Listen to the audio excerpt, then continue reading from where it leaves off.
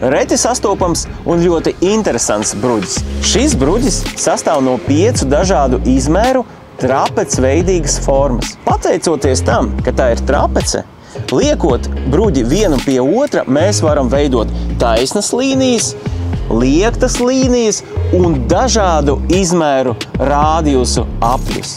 Bruģis var būt vienmērīgas krāsas vai kolormiks.